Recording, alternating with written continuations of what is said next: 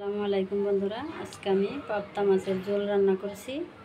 তাহলে সবাই প্রথম থেকে শেষ পর্যন্ত পুরো ভিডিওটা দেখে নিও।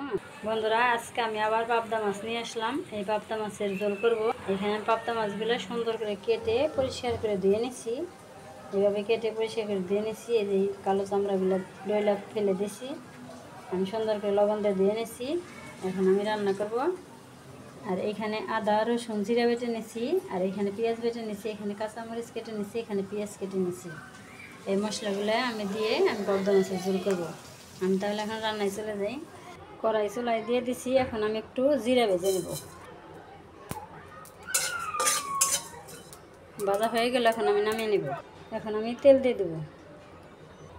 একটু আস্ত জিরে দিয়ে দিলাম, পেঁয়াজ দিয়ে দিলাম। এখন একটু হালকা ভেজে নেব। এই যে আমি হালকা বাদামি কালার করে ভেজে নিলাম।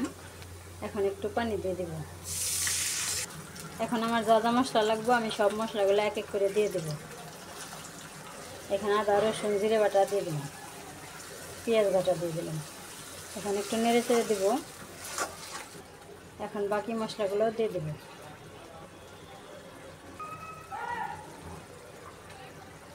এখন আমি মশলাটা সুন্দর করে কষিয়ে নেব, আদা রসুনের কাঁচা গন্ধটা যেন না থাকে। এই যে মশলাটা কষাইতে কষাইতে তেল ভাব এসে গেছে। এখন আমি মাছগুলো দিয়ে দেব। এখন আমি একটু নেড়ে চেড়ে মশলার সাথে মিলিয়ে দেব। এই যে মাছটা সুন্দর করে কষিয়ে নিলাম। এখন আমি পানি দিয়ে দেব।